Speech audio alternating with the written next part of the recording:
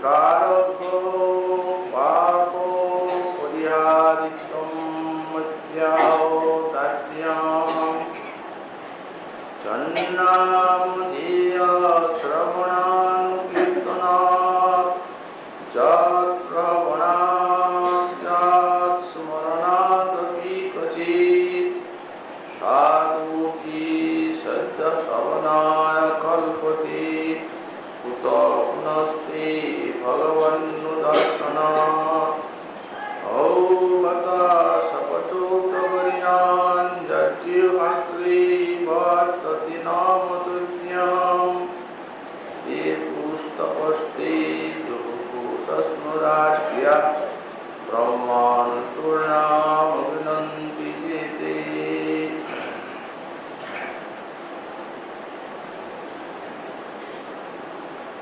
कुली पावनावतार श्री श्री गौरांग महाप्रभु परम अंतरंग पार्षद परम पूज्य पाद श्री श्री जीव गोस्वामी चरण तार श्री भक्ति सन्दर्भ ग्रंथे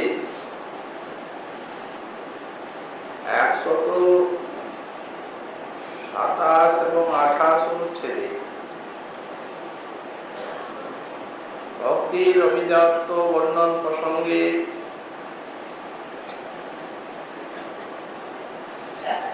সাধন ভক্তির যে প্রারব্ধ বা দায়িত্ব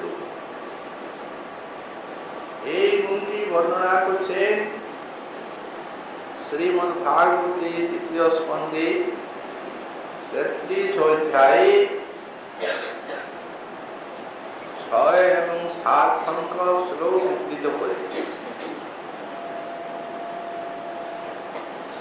জন্নামধেয় শ্রবণানুকীর্তনাৎ যত্রবণাৎ স্মরণাদপি ক্বচিৎ সাধুমুখী সদ্য শ্রবণায় কল্পতে কুত পুনস্তে ভগবন্নুদর্শনাৎ। যে শ্রীহরির নাম শ্রবণ কীর্তন এবং তাকে প্রণাম স্মরণ ইত্যাদি দ্বারা কোনরূপ সাধু কি সদ্য শ্রবণায় কল্পতে স্বাদ মানে যে কুকুরভোজী চণ্ডাল তারাও সদ্য শ্রবণায় কল্পতে অর্থাৎ তৎক্ষণাৎ শ্রবণযোগ্যতা লাভ করে থাকে, অর্থাৎ যাকে ব্রাহ্মণের মতো উচ্চ হয়ে থাকে। পুনঃ ভগবন্নুদর্শনাৎ অতএব শ্রী ভগবানের দর্শনে যে এই প্রারব্ধ পাপ তাপাদি দূরীভূত হবে, এতে আর বলার কথা কি আছে। গোসাই পাপ এই প্রকরণে ভক্তি মহারানীর গুণাবলী বর্ণনা করে যাচ্ছেন, কিন্তু প্রকৃতপক্ষে ভক্তির গুণই হচ্ছে সাধন ভক্তি, যে তিনি ভক্তকে প্রেম দিয়ে ধন্য করে থাকেন। এই জন্যই ভক্তিকে অভিজাত তত্ত্ব বলে গোসাই পাদ আখ্যা দিয়েছেন এবং প্রেমকে প্রয়োজন তত্ত্ব বলে আখ্যা দেওয়া হয়েছে। অতএব সেই প্রয়োজন তত্ত্ব যে প্রেম, সেই প্রেম সাধনার জন্যই ভক্তি মহারানীর পাদ পদ্ম আশ্রয় করা বা ভক্তিকে অবলম্বন করা। আনুষঙ্গিকভাবে শাস্ত্রে যে সকল সাধন ভক্তি মহারানীর গুণ কীর্তন করা আছে, প্রকরণে সেই সমস্ত গুণগুলির উল্লেখ করে যাচ্ছে। কিন্তু প্রকৃতপক্ষে যারা ভগবানের উপাসনা করেন, এই সাধন ভক্তি আশ্রয় করেন, তাদের মনে কখনো এই ভক্তিঅঙ্গগুলির নিকট হরিনাম, হরিকথা, শ্রবণ, কীর্তনাদির নিকট এই পাপ তাপাদি হরণের প্রশ্ন কোনো জাগে না। তার কারণ ভক্তির আশ্রয়ী ব্যক্তি তারা ভগবানের পাদ পদ্ম সেবা লাভের জন্যই ভজন, শ্রবণ, কীর্তনাদি করে থাকে। আনুষঙ্গিক ভাবে সেদিকে তাদের কোনো ধ্যান থাকে না, চিন্তা থাকে না। ভগবানের পাদ পদ্মে শুদ্ধ ভক্ত যখন আশ্রয় গ্রহণ করেন, তখনই শ্রী ভগবানের চরণে নিজের সব সমর্পণ করেন, আত্মসমর্পণ করা। যা কিছু আমার আছে থাকবে, তৎসর্বং ভবতোরৈত্য চরণী সুময়ার্পিতম, সে সকল হে ভগবান আমি তোমার চরণে সমর্পণ করলাম। এই প্রকারে ভক্ত ভগবানের পাদ পদ্মে আত্মসমর্পণ করেই ভজন করেন।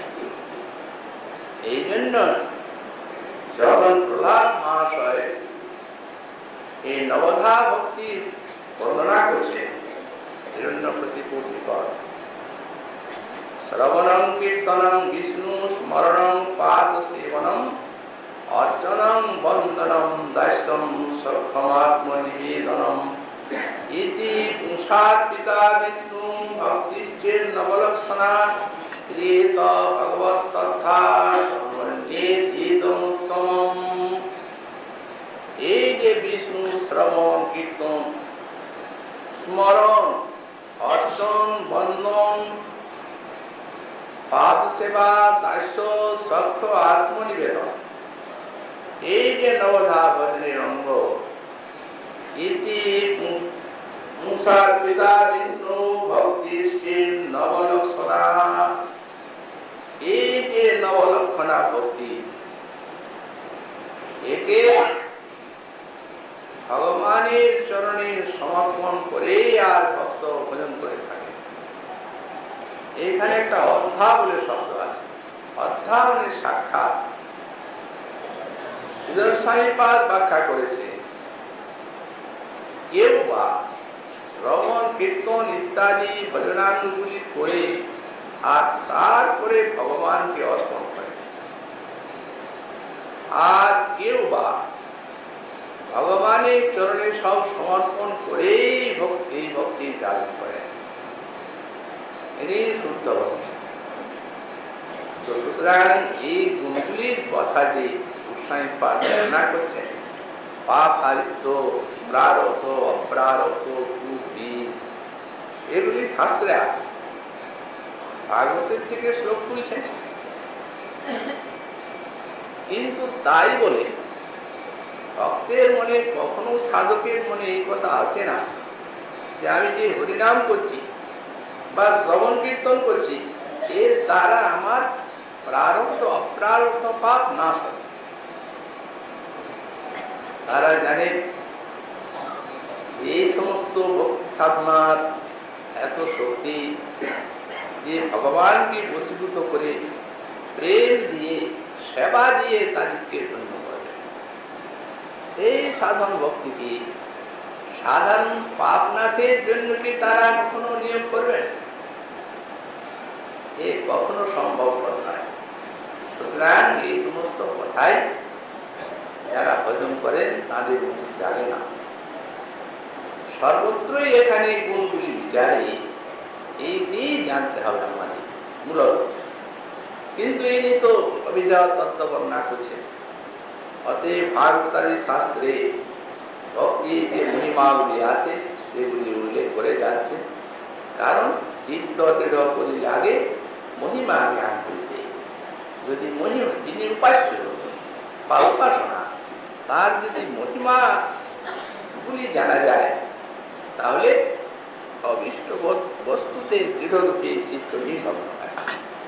এখানে প্রারব্ধ হারিত্ব বলতে জ্ঞান, যোগ ইত্যাদি দ্বারা অপ্রারব্ধ কুট, বীর ইত্যাদি যে পাপ, সেগুলি নাশ হয়, কিন্তু প্রারব্ধ যায় না, ব্রহ্ম জ্ঞানও যায় না।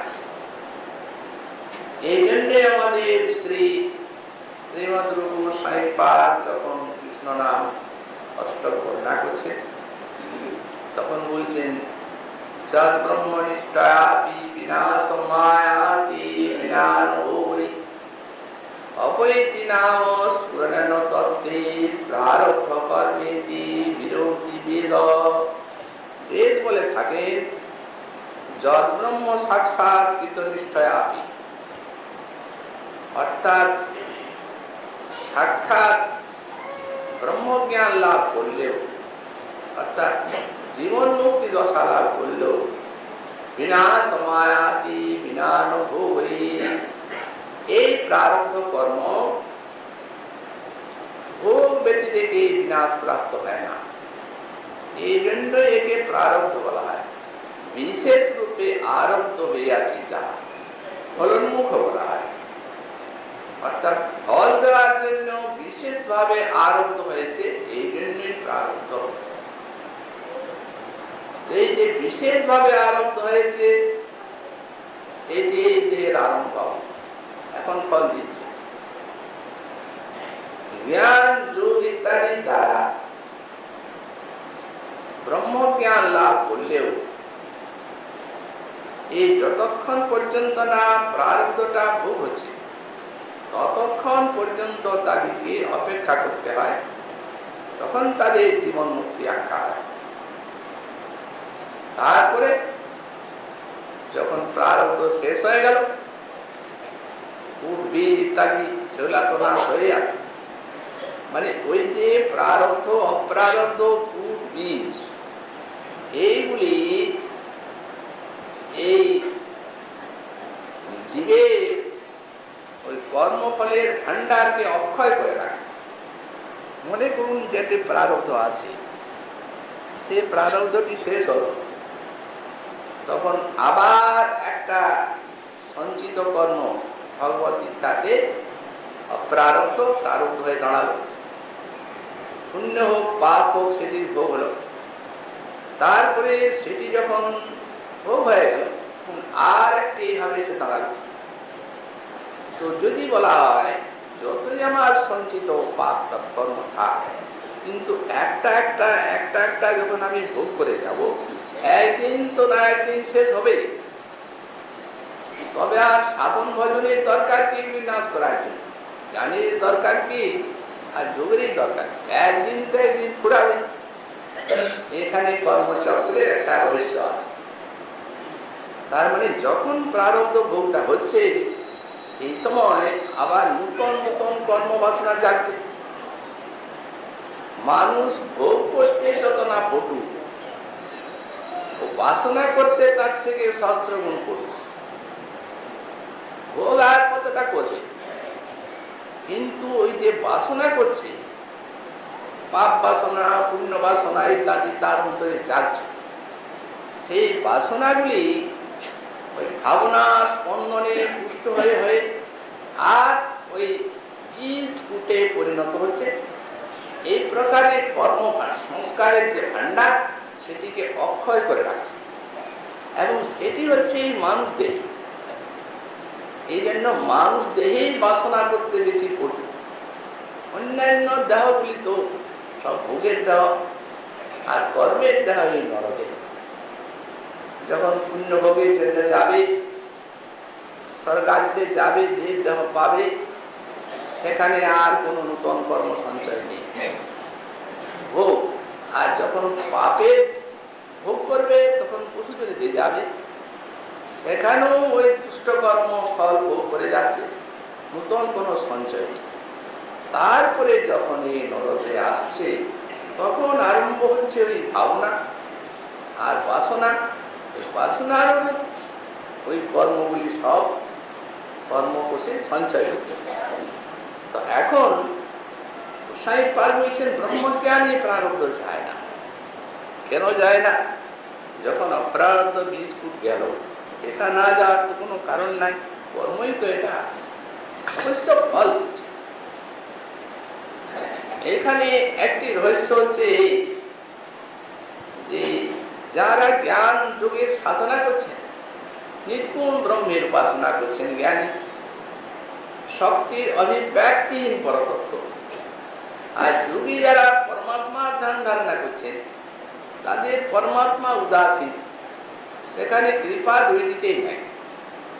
ব্রহ্মের মধ্যে কৃপা মানে একটা শক্তি, এবং পরতত্ত্বের যতগুলি শক্তি আছে তার মধ্যে এই কৃপা শক্তি একটা প্রধান। তো সুতরাং পরতত্ত্বের যে সামান্য প্রকাশ ব্রহ্ম, তিনি শক্তির অভিব্যক্তি শূন্য, আর পরতত্ত্বে যে দুই তিনটি গুণ যুক্ত প্রকাশ পরমাত্মা, তিনি উদাসীন। তো সুতরাং এই করুণা শক্তির অভিব্যক্তি নাই বলে ব্রহ্মজ্ঞানী যাচ্ছে না ওই প্রারব্ধ, শেষ না হয়ে যাবে।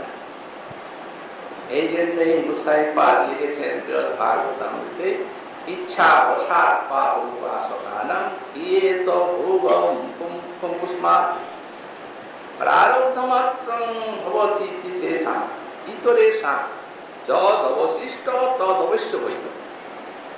ইতরেষাং মানে জ্ঞানী যোগী। বললেন এই জ্ঞানী যোগী যারা, সেই তাদের সঞ্চিত কর্মগুলি যায়, কিন্তু প্রারব্ধ কর্মটি ভোগ না করলে যাবে। যদ অবশিষ্টম তদ অবশ্য বৈধ। এখন যেটা ফল দিতে শুরু করেছে, তার যেটা অদত্ততা অবশিষ্ট আছে, অবশ্য ভুগতে হবে। তাই গোস্বামী পাদ বললেন, যদ্ব্রহ্ম সাক্ষাৎকৃত নিষ্ঠয়াপি বিনা সমায়াতি বিনানুভূতি। ভোগ ছাড়া ব্রহ্মনিষ্ঠা লাভ করলেও যে প্রারব্ধ যায় না, অবৈতি নাম স্ফুরণ তত্ত্বে, এই কৃষ্ণ নামে স্ফুরণ মাত্রে সেই প্রারব্ধ ধ্বংস হয়ে যায়। বললেন এটা আমরা বলি নাই, এটি বেদ বিরোধী, বেদ শাস্ত্র এই কথা বলে।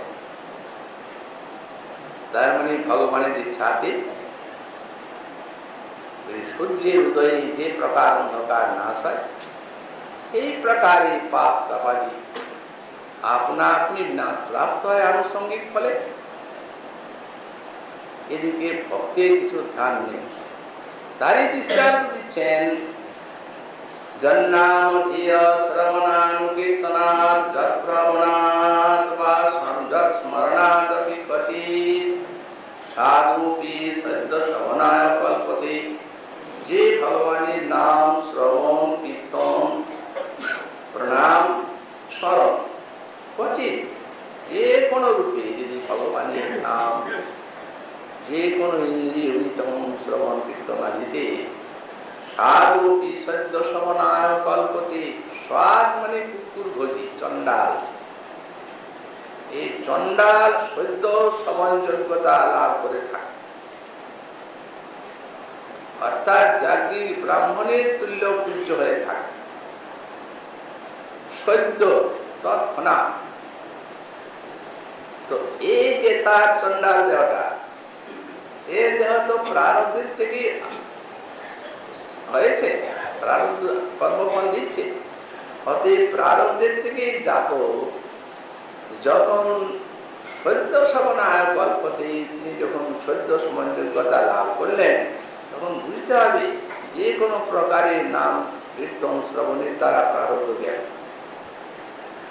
আর ভগবানের দর্শনে যে যাবে তা তো আর কিছু কথাই বলারই নাই।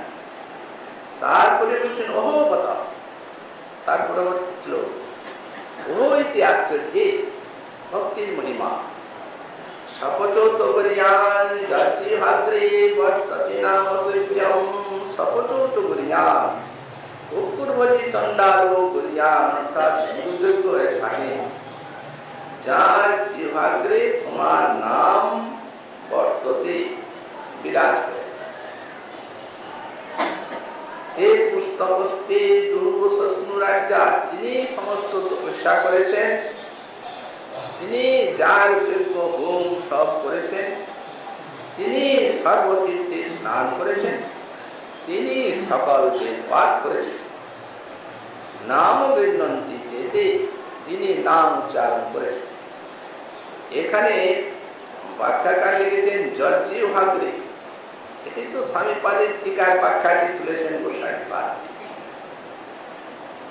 এখন চক্রবর্তী পাদ ভাগবতীর টিকাতে লিখেছেন যজ্জিহ্বাগ্রে বর্ততে নাম গৃহ্ণ, পুরা জিহ্বাটাতে নয়, জিহ্বার অগ্রে, অর্থাৎ কিঞ্চিত কোন রূপে, এবং বর্ততে, তিনি কি নাম কীর্তন করছেন তা নয়, বর্ততে কোন রূপে নাম উচ্চারিত হয়েছে, কীর্তন করার উদ্দেশ্যে নয়, পুরা নাম নয়।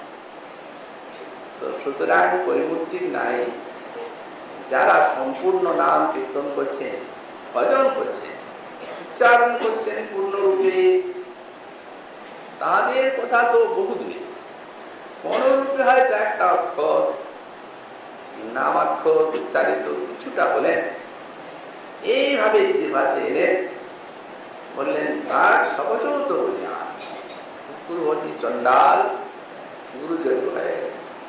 তিনি সব তপস্যা করেছেন, তীর্থ স্নান করেছেন, সব যাগ যজ্ঞ করেছেন, যিনি এইভাবে নাম গৃহ্ণন্তি, যে কোনো রূপে একটু নাম নিয়েছেন।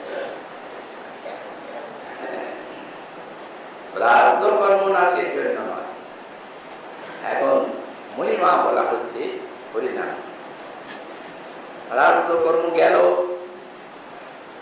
আর তিনি চণ্ডাল নেই, তিনি এখন শ্রবণ যোগ্য ব্রাহ্মণের তুল্য পূজ্য হয়ে গেলেন। সুতরাং গুরুযোগ্য হয়ে গেলেন, অন্যকে শিক্ষা দেবেন, দীক্ষা দেবেন, সবকিছুই করতে পারেন। তাকে আর জাতি বুদ্ধি করা যাবে না। যদি কেউ জাতি বুদ্ধি করেন,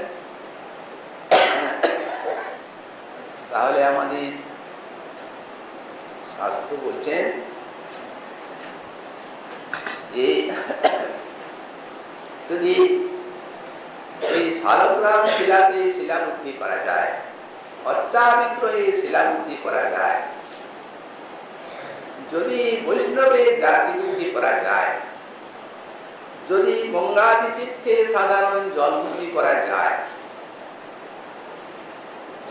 তাহলে নারকী সব, অর্থাৎ নরকের থেকে আসছে এবং নরকেই যায়। অতএব সেই জাতি বুদ্ধি করার উপায় নেই। বৈষ্ণবী জাতি বুদ্ধি কখনো করবেন না। তার কারণ বিষ্ণু ভক্তির প্রভাবে, হরিনামের প্রভাবে তিনি সর্ব প্রকারে ধন্যবাদ দান করেছেন। নিজ জাতি নহে কৃষ্ণ ভজনীয় যোগ্য, আর সৎকুল নহে কৃষ্ণ ভজনের যোগ্য, যে ভজে সেই বড়, অভক্ত হিংসা কৃষ্ণ ভজনে নাহি জাতি কুলাদি বিচার। কৃষ্ণ ভজনে সব জাতি কুলে তাদের বিচার করে। অনেক সময় বৈষ্ণব জাতিকুল নিরর্থক বুঝাবার জন্য পরম মহৎ কোন নিজ কুলে জন্মগ্রহণ করে। প্রহ্লাদ যেন দৈত্য কপি হনুমান, এই মতো হরিদাস নিজ জাতির নাম জাতিকুল নিরর্থক ইহা বুঝাইতে জন্মিলেন। হরিদাস অধম কুলেতে, জাতিকুলের কোন অর্থ নেই। ভক্তির নিকটে সঙ্গে সঙ্গে হরিনাম তাকে পরম পবিত্র করে থাকে। এখানে সাঁইপাদের টিকাটি তুলছেন গোস্বামীপাদ। জন্নাম দেবস্য শ্রবণ অনুকীর্তনঞ্চ তস্মাৎ ক্বচিৎ কদাচিৎ, সম্পূর্ণরূপে নয়, কোনরূপে যে ভগবানের নাম কীর্তন করলেন, শ্রবণ করলেন, স্বানুমত্তি এটি সাধন শপচ, অর্থাৎ কুকুর ভজন করে, আদমনে ভজন করা, এই জন্যই তাকে সাধ বলার সহজ। যারা কুকুর মাংস ভক্ষণ করে সোপি শবনায় কল্পতে যোগ্য ভবতী, তিনিও সমাজযোগ্যতা লাভ করলেন। তদ উপপাদয়তি, সেইটি এখানে উৎপাদন করছেন। ওহো বত আশ্চর্য, জৈষ্য জিহ্বাগ্রে তব নাম বর্ততে, যার জিহ্বাগ্রে তোমার নাম বর্তমান। স সপচোপি অত অস্মাদেব হেতুর বলিয়ান। সপচ হলো বলিয়ান মানে যোগ্য, যস্মাৎ বর্ততে, তার জিহ্বাতেই ভগবানের নাম যেহেতু বিরাজিত। ভূত ইত্যতআহ তে পুস্তকস্তে, ভগবানের নাম যিনি কীর্তন করেছেন তিনি এই নাম কীর্তনে তার যাগ যজ্ঞ তপস্যা হোম বেদ পাঠ ইত্যাদি সমস্তই হয়ে গেছে।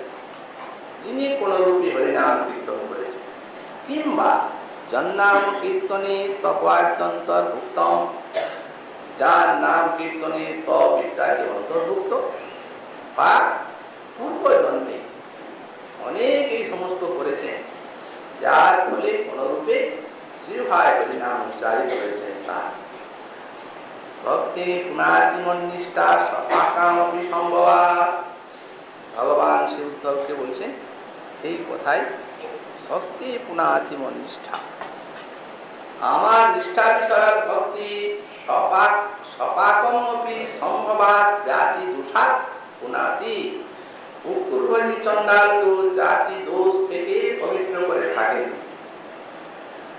সুতরাং অত জাতি দোষ হরতেন প্রারব্ধ হারিত্বম স্পষ্ট। সুতরাং জাতি দোষ হারিত্ব, এই প্রারব্ধ হারিত্ব স্পষ্ট হয়ে যায়। এখন ভক্তের তাহলে প্রারব্ধ জনিত রোগ শোক ইত্যাদি দুঃখ দেখা যায় কেন? এই প্রশ্নটি প্রসঙ্গে তুলেছেন আমাদের হরিভক্তি বিলাসে গোসাই মহারাজ, এবং সেখানে তিনি বিচার করছেন এই যে ভক্তের যদি ইচ্ছার উদ্গম হয়, ইচ্ছা বসাৎ পাপ উপাসকানার ভিড়, অর্থাৎ যদি তার ইচ্ছা হয় যে এ আমার প্রারব্ধ নাশ হয়ে যাক, তাহলে তার প্রারব্ধ নাশ হয়ে যাবে। এখন এখানে একটা প্রশ্ন হবে, প্রারব্ধ মানে এই দেহের আরম্ভ কর্ম, রোগ শোক ইত্যাদি, ক্রেতা জ্বালা ইত্যাদি দিচ্ছে।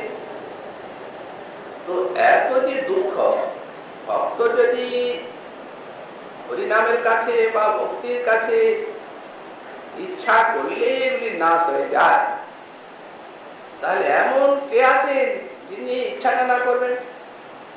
কঠিন কঠিন ব্যাধি যেটি ভোগ করে যাচ্ছে, অথচ ইচ্ছার এরকম হচ্ছে না বাস্তবায়ী নাশের জন্য,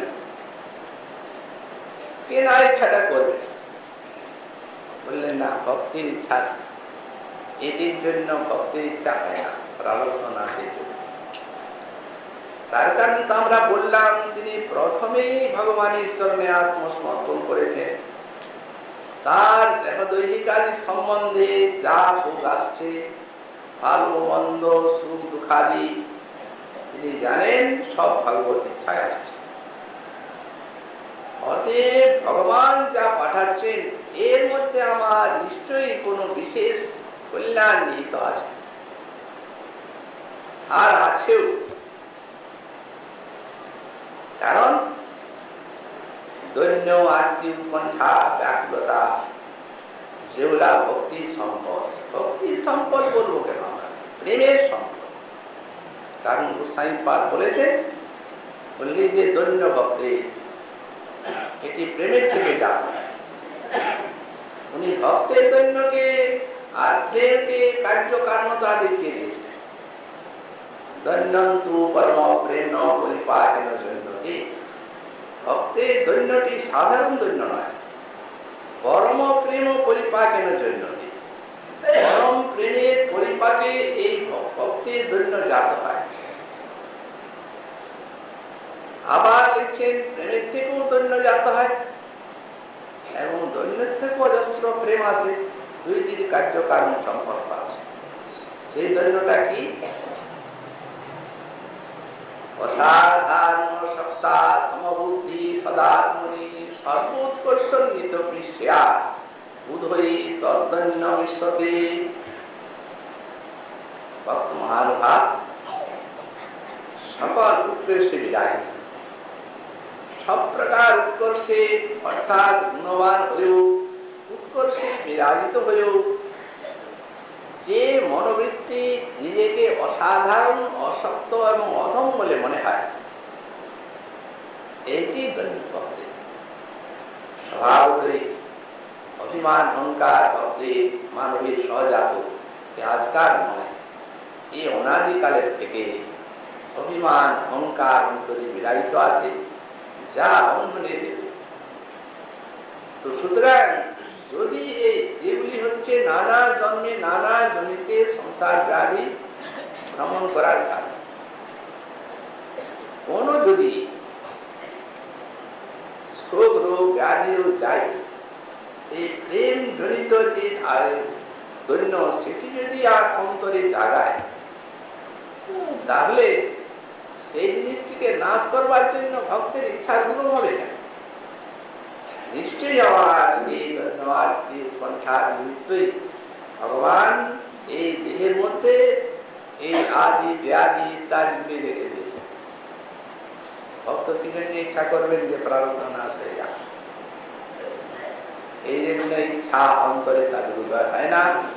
আমার যা কিছু সব ভগবানের ইচ্ছা, তার ইচ্ছার অনুবর্তী হওয়াই আমার ভজন জীবনের জীবন, এই মনে করে থাকে, তাই ইচ্ছার পূরণ হয় না। এবং ভগবানও সেই প্রকার ভক্তি তাদের নিকটে গ্রহণ করেন, ভক্তিও তাই করেন, যাতে তাদের ভক্তির বৃদ্ধি হয়, ক্রমে ক্রমে তারা অভিমান অহংকার ভক্তির যা বিঘাত তা অন্তরে আসতে না পায়। এই প্রসঙ্গে গোস্বামী পাদ আরো বললেন কোন কোন মহাশয় তারা আবার জগৎকে শিক্ষার জন্য প্রারব্ধের মতো কিছু জিনিস রেখে দেন। দৃষ্টান্ত দিলেন 4টা। বললেন কোন কোন মহাশয় তারা জগৎ শিক্ষার জন্য এই দেহের মধ্যে রেখে দেন প্রারব্ধের মতো একটা জিনিস, জগতের লোকে দেখতে পায়। যেমন বললেন, যেমন রাজর্ষি ভরতের হরিণ শিশুতে আসক্ত হয়ে হরিণ জন্ম লাভ। আচ্ছা, এই যে তার হরিণ জন্ম লাভ হলো, এটাকে কি বলা যাবে? সাধারণ ভাবে এটি প্রারব্ধই। সকালে বলবেন, যিনি যৌবনকালে দুস্তর্য রাজ্য সম্পদ ত্যাগ করলেন, যেগুলি সারা বিশ্বের গৃহণীয় রাজ্য সম্পদ স্ত্রী পুত্র ছেড়ে আর অরণ্যে চলে গেলেন ভগবানের ভজনের জন্য, সেখানে কারণ দেওয়া হচ্ছে এই সারা বিশ্বের গৃহণীয় সম্পত্তিকে ভরত কেন ছাড়লেন? উত্তম শ্লোক লালসা, উত্তম শ্লোক ভগবানের লালসা, যার জন্য সব ভিন্ন মলাবত মলের মতো ছাড়লেন। তো সুতরাং মানবের যেগুলি এত স্পৃহনীয় বস্তু, কামিনী কাঞ্চন জগতে, সেগুলিকে তিনি ছাড়লেন মলের মতো। আর কি একটা হরিণ শিশুতে আসক্তি আসতে পারে? প্রারব্ধের মতো দেখা গেল কোন যেন কর্মফল আছে। হরিণ শিশুতে আসক্তি নয়, দেখতে দেখতে দেখতে দেখতে ভজন সাধন সব লীন হয়ে গেল। হরিণ শিশু হরিণ আর হরিণ, হরিণ চলে যায় মনে, আসতে দেরি হলে ওই ঘুরে ঘুরে ঘুরে বেড়ান। তারপরে একদিন বনের হরিণ বনে চলে গেল, আর ফিরে রাজর্ষি ভরত আ হরিণ জো হরিণ কানতে কানতে ওই দেহ ত্যাগ করে হরিণ দেহ প্রাপ্ত হলেন। কারণ ভগবান গীতাকে বলেছেন, মরণ সময়ে যে ভাব প্রকট হয় সেই ভাবটি প্রাপ্ত হয়ে যায়। কিন্তু জাতির স্বরূপ তাতে কি হলো? নিজের বিশাল দৈন্য অন্তরে জাত হলো, উৎকণ্ঠা বাড়ল এবং বিশ্বকে শিক্ষা দিলেন যে যারা এত উঁচু স্তরের ভক্ত, তারা যদি একটা সাধারণ যেটি আসক্তির কোনো ব্যাপারই নয়, একটা হরিণ শিশুতে আসক্তি বশত যদি তারা হরিণ জন্ম পায়, তাহলে যেগুলি মানবের স্পৃহনীয় ভক্ত যদি এইগুলিতে আসক্তি করে, তাহলে তিনি কি পাবেন? সুতরাং আসক্তি যাতে ভক্ত না করেন, বিষয় বৈষয়িকে এই শিক্ষা দিলেন রাজর্ষি খরচ। এই জন্য অন্তরে থাকলো সেই পূর্বজন্মের সমস্ত স্মৃতি, হয়ে গেলেন জাতি স্মরণ। কোনো হরিণের সঙ্গে মিশলেন না, যখন মরণ এলো তখন জিহ্বাতে হরিনাম এলেন। আচ্ছা, মানুষের জিহ্বাতেই হরিনাম আসেন, ওই হরিণের জিহ্বাতে হরিনাম আসবেন? ভক্তি সব প্রকাশ, নামও সব প্রকাশ। এই জন্য নাম জিহ্বা উচ্চারিত হলেন, ব্রহ্মর্ষি হয়ে জন্মালেন। ব্রহ্মর্ষি হয়ে জন্মে সব কিছু আছে, দিব্য জ্ঞান, কিন্তু কোথায় বললেন? তার মানে অন্তরে ওই যে দাগা পেয়েছেন, তা হরিণ শিশুকে ভালোবেসে আর হরিণ জন্মাতে হলো।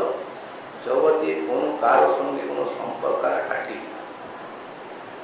বাবা মা কত চেষ্টা করলেন পড়াতে, পড়বেন কি? উনি তো ব্রহ্মজ্ঞানী শিক্ষক। যার সামান্য কিছু বাণীতে রাজা ভুবনের ওই রকম একটা যে বিষয়, আর তারপরে এনাকে নিন্দা করেছে, তবু কৃতার্থ হয়ে গেলেন সামান্য উপদেশে। এই জন্যই শ্রী গোস্বামী পাদ সিদ্ধান্ত করেছেন যে আসলে এটা তার কোনো অপরাধীর থেকে হয় না। মহৎ অপরাধের থেকে যদি এটি হতো, তাহলে তার ওই হরিণ দেহে হরিণী ইত্যাদিতে আসক্তি আসত, আর জাতি সরব হতে পারত। আর একটা জীব শিক্ষার কথা উল্লেখ করলেন, প্রারব্ধের মতো প্রারব্ধ। মহারাজ যুধিষ্ঠির পাশা ক্রীড়ায় আসক্ত, পাশা খেললেন, পাশা খেলে সব হারলেন, কি দুঃখ ভোগ করতে? এইগুলি কি প্রারব্ধের থেকে জাত? গোস্বামী পাদ বললেন এই সমস্ত দোষগুলি দেখাবার জন্য। এত বড় ভক্ত, ভগবানের পার্শ্ব, অতএব এই যে পাশা ক্রীড়াদি দুষ্ট বস্তু, এর যে কত দোষ, এটি দেখাবার জন্য তিনি বিশ্ব শিক্ষার জন্য স্বেচ্ছায় এটি অঙ্গীকার করেছে।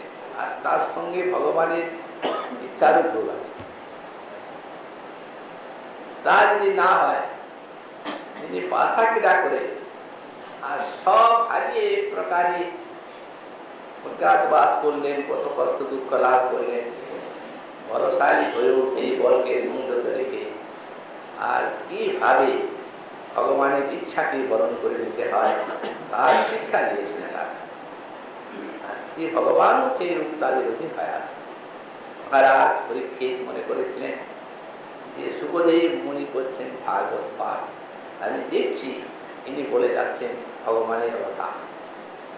আচ্ছা দেখি তো, আমাদেরও তো উচ্চ কুল, আমাদের কুলে নিশ্চয়ই কোনো ভগবানের অবতার। তো সুখমুনি আর ওদের কুলে কোনো অবতার বললেনি। তখন মহারাজ পরীক্ষিত বিমর্ষ হয়ে গেলেন, হায় হতভাগা, এ আমাদের কুল, যে বংশে ভগবানের কোনো অবতারই না। মহারাজ পরীক্ষিতের ভাবনা জেনে শ্রোতার মধ্যে যদি এইরকম একটা চিন্তা থাকে, তাহলে কথার রসাস্বাদন হবে না, শ্রোতারও হবে না, বক্তারও।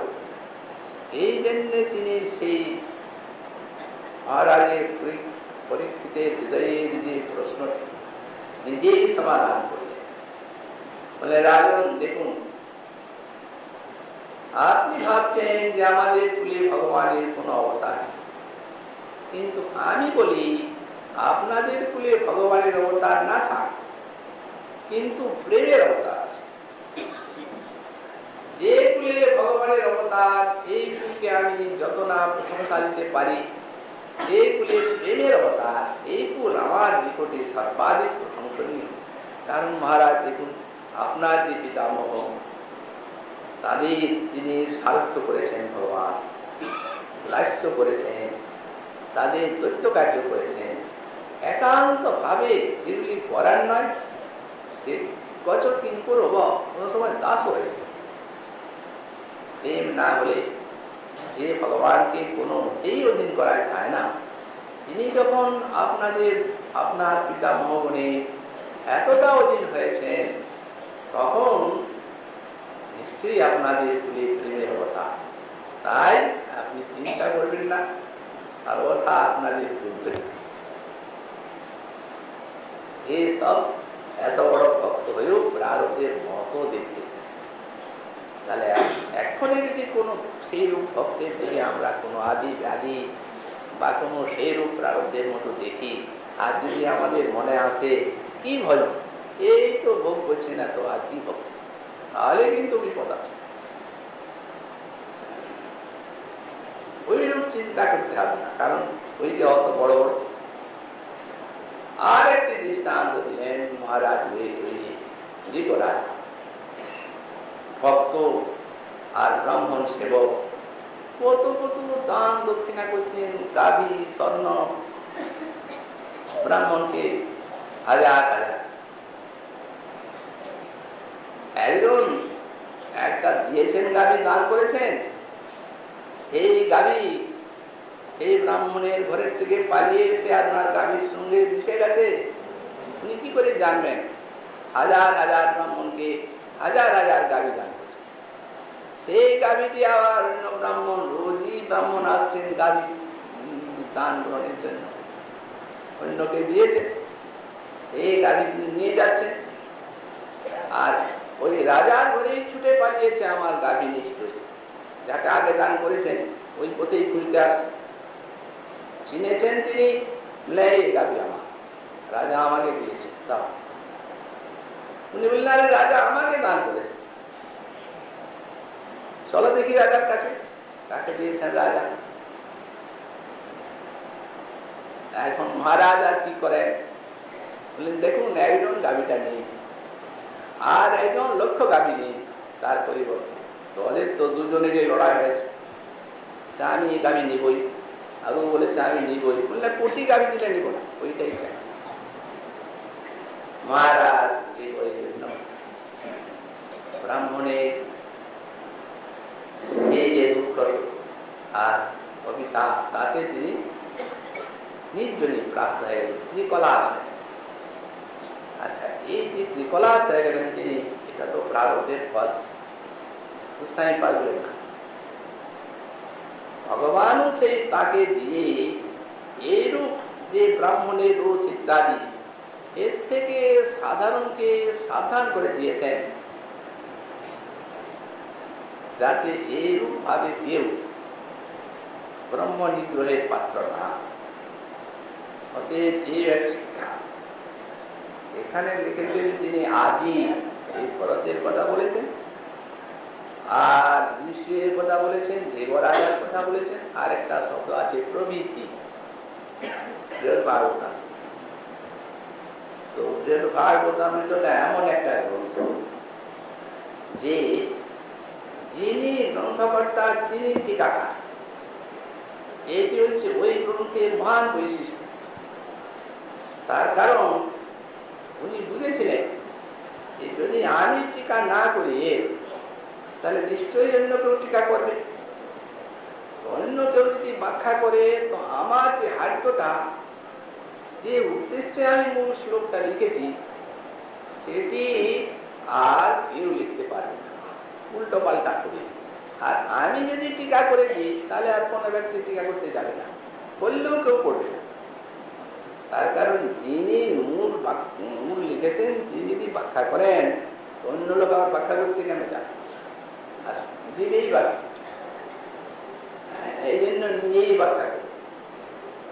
ওই যে মূলে লিখেছেন আদি, টিকাতে লিখেছেন যেমন সৌভরে ঋষি, আমরা সৌভরের আখ্যান বলেছি, বললেন ওই সৌভরী ঋষিরও আখ্যানটি জানতে হবে প্রারব্ধের মতো। নিজে আসক্ত হয়ে আর 50 কন্যাকে মান্দাতা বিয়ে করলেন আর 500 সন্তানের পিতা হলেন। সুতরাং তপস্বীগণকে সাবধান করে দিলেন যে কখনো এই বিষয়ের সম্পর্কে লিপ্ত হবেন না, কে মাছের মৈথুন দর্শন করবে।